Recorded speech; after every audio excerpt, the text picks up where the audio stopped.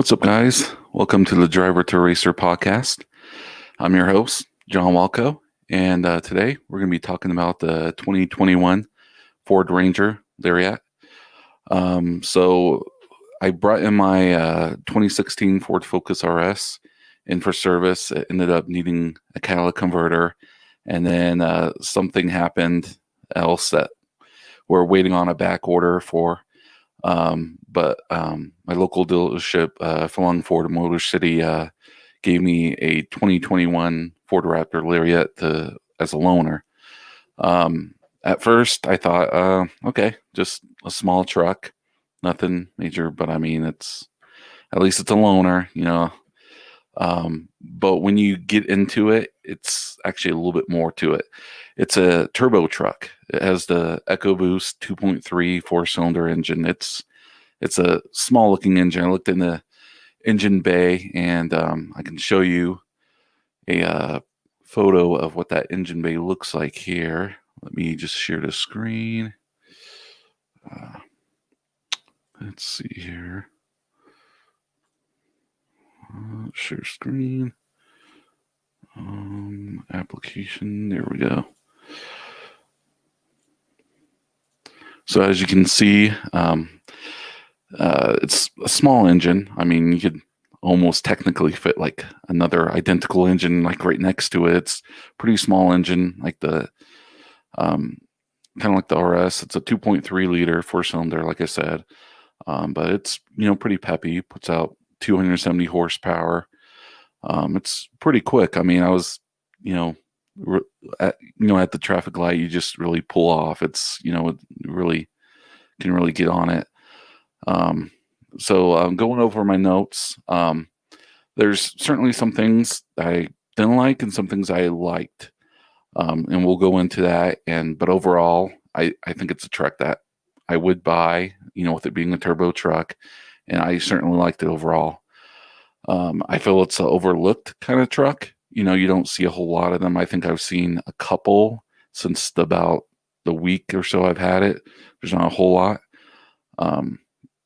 When Ford Rangers were, earlier models, like in the 90s and such, they were just, small little trucks, didn't really have a whole lot of power. Probably a kid's first truck. But there was nothing really popular or fancy about it. But, this one's certainly a fancy small truck. Going over some of the things I didn't like. I didn't really like where the start button was. I just thought it was too close to my knee. I had to actually kind of adjust the seat, and now even after I adjusted the seat, it was probably about a closed fist between my knee and the start button, as you can kind of see in this picture here. Yeah, it's pretty close to that. So going over some other notes, some things I didn't like was where the climate controls were. They're kind of closed. They're kind of they don't really have actual buttons. It's kind of like in the screen. Like, I know that's nice for a technical aspect and everything, but when you're trying to flip between Apple CarPlay and then want to adjust the temperature, it's a little annoying, I thought. But yeah, that's certainly probably my biggest thing I didn't really care much for. Going over some more notes. The gauge is kind of like all digital, and you don't have the RPM or turbo gauge or anything, which I thought was kind of weird, but I guess that you really want you to focus on the basics, I guess. You do get kind of on the right, it'll tell you the songs and such.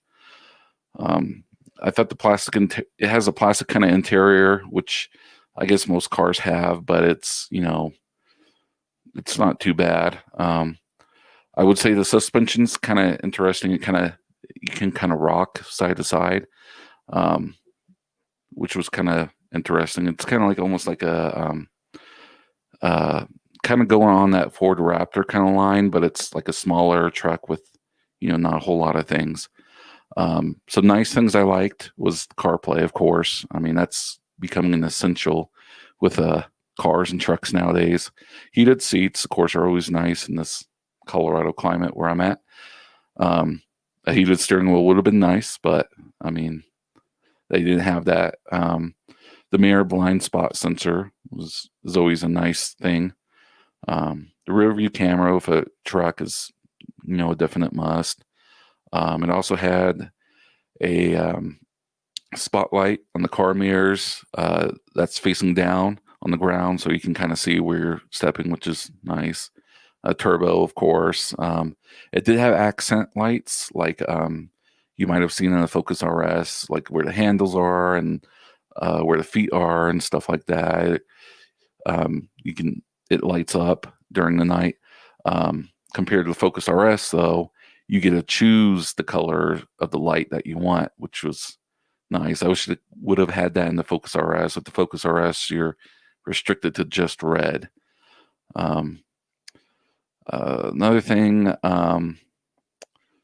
would be the leather, of course. The leather seats were pretty nice. They had the kind of leather stitching kind of over the dashboard to kind of make it seem like it's, high quality, which was pretty nice kind of thing. And of course, the phone and random stuff holder they had right on the dashboard, which I thought was pretty nice. Great for holding stuff and whatever. Going to my needs category, heated steering wheel would have been great in Colorado climate or just overall. Doorstep rails. I don't know if this model just the dealership took it off, but there's quite a, I'm a 6-foot guy and everything, but it was, it's quite a big step up to try to get up into it. Even on the 18-inch tires it comes with, it's still, they should have had like some type of seat rails, which, I don't care if it's a basic model or even at a Lariat model, which is their top of the line compared to the XL and the XLT. This is supposed to be their top of the, model. They should have had that on it, which I thought was a little weird. I don't know if that was just taken off from the dealership or what. Obviously, the start button moved, maybe higher up, more centered near like the hazard button would probably be a little better, so it's not hitting my knees. It does have like a sport shift mode, which I thought was kind of interesting how they had it lined up. They went with buttons on this kind of fighter jet kind of style shifter. I wasn't too crazy about that. It's not something I would probably use, but I wasn't too crazy about it. I think at this point we should have had like paddle shifters. I think they could have done paddle shifters and they could have saved some more space in that area and then do what they had in the new Ford F-150 where they have like almost like a desk or a table that kind of folds out over the shifter where you can use it as like a workspace and eating your lunch and stuff. I thought that would have been, a better way to go. Especially since a lot of car companies seem to be heading that direction with the paddle shifters, kind of getting rid of the shifters. Some even have shifters attached as like a button or a knob more near the steering wheel or kind of along the steering wheel mount. Obviously, climate controls should have been actual buttons instead of that and the screen thing. That's just essential. So going over some more notes, I thought was neat was the automatic lights. So when I was driving down a road, had no street lights or anything, pitch black, the high beams were automatically turn on, which I thought was pretty neat. And there's like a sensor kind of built into it. And so if it detects the lights of another car, it will automatically turn them off. But then when you're back to that dark road, automatically turns high beams back on. You can also override it if you want, but I just thought that was pretty neat. It does have lane assist, but from my past of other loaner vehicles that have had the lane assist, I've automatically turned it off. I find lane assist, more accident causing than helping. Because what it does is it'll vibrate the steering wheel really hard, and then you're kind of fighting with the steering wheel basically, and if you're that much out of it, where you need that, then you probably shouldn't be driving. You should probably have somebody pick you up. So that's automatically something that I turned off, right away.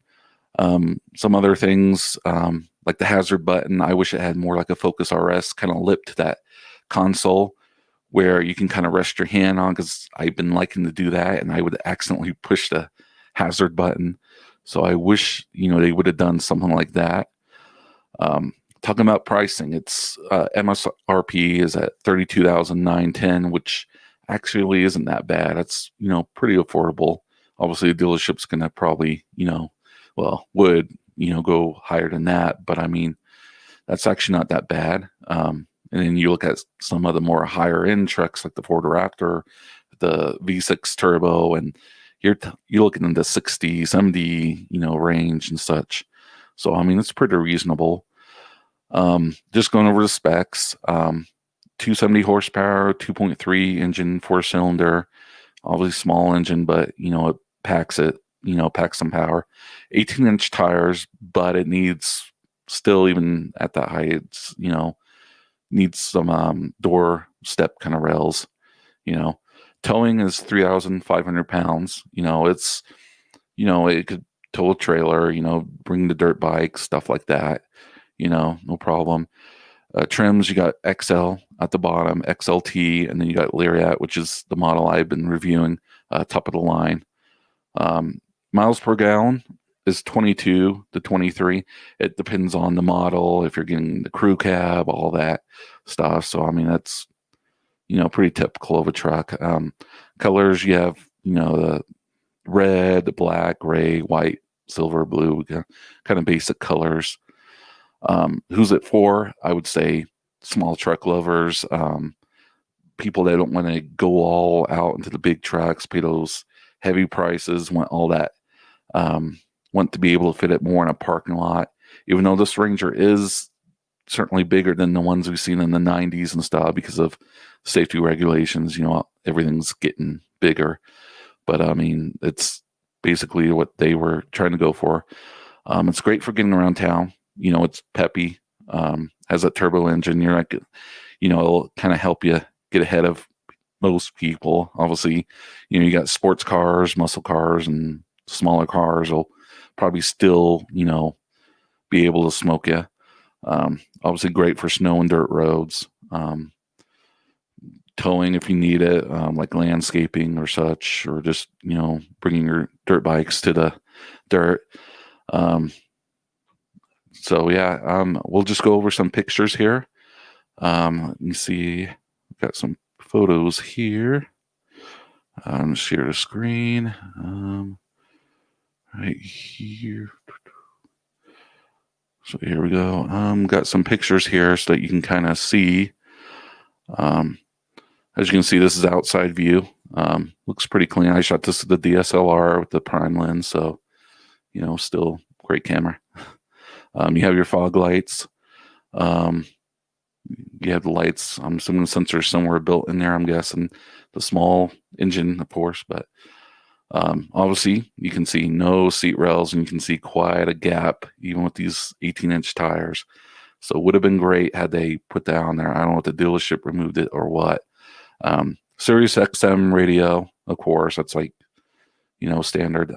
This one's a crew cab. Obviously, you got the back seats. You got this window that slides. I mean, I've only had the truck for about a week. I don't know if there's a button that can slide that, but I think it's probably still hand powered. I'm not sure. With the key fob, you brush your finger across the door handles. Doors will unlock. I think this vent is functional. I don't know if it is. I don't know if that matters. But yeah, and then the mirrors, they do fold up. So if you're in tight space, they can fold up. You just press a button and then they can pop back out. So that's pretty nice. Let's see, look at some more photos here. So here's the stitching from the leather. And then you can see the kind of useful spot where you could put keys and phone and whatever. You can kind of see a little bit of the climate controls, which I'll get you a zoom here. So these are climate controls. So typically what I would have to do is set my climate, then I would go to Apple CarPlay, then I had to go back if I want to switch a song or I want to switch the direction of the heat or turn down the heat. You got some controls at the bottom, like the fan control and the temperature, but you can't change the direction unless I'm missing something. But yeah, it was getting a little annoying having to do that back and forth. But I know that's the way technology wants to go nowadays. Here's what the bottom controls would kind of look like. Kind of basic. You got two 12-volt outlets here, and then you got kind of hidden under here is another spot where you could put your phone and whatever. Two USB ports. You can connect your phone. Guests can connect theirs. Such. You got your audio controls, your heating controls, such and such. Something I thought was interesting. So my 2016 Ford Focus RS has a CD player right here. This doesn't have cassette, doesn't have CD, anything like that. It's either USB audio from your phone or radio or satellite radio. That's it. So I thought that was interesting. So we're talking about a difference between 2016 and 2021 vehicles. So apparently that's the thing we're getting rid of and going towards.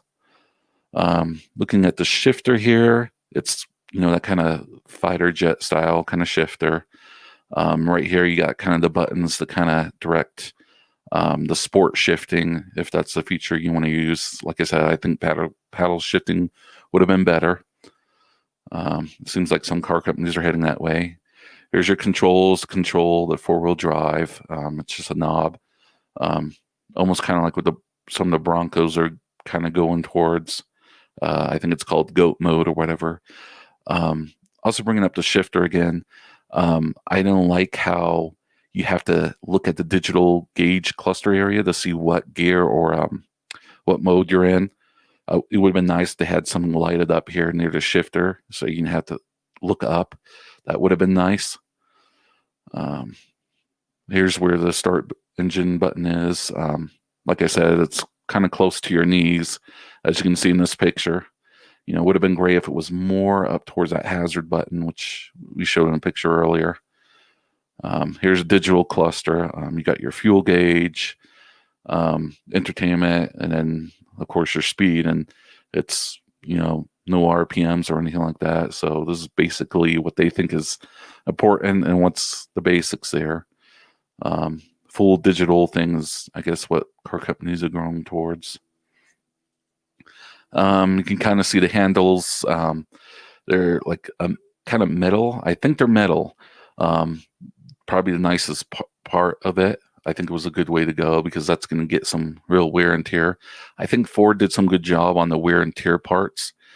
There's still some, kind of plastic, which are going to certainly show the wear and tear, but the plastic parts are kind of out of the way. You're not really going to be brushing up against them, but the door handle is certainly a must. I think Ford did a really good job on the door handle. I've seen some in the Honda Pilots where they're plastic and sprayed with like a chrome kind of paint, kind of make it look like it's metal, but it's not. And I've seen them worn out, in a lot of Honda Pilot vehicles. So certainly a good move there. You got cruise control, pretty basic.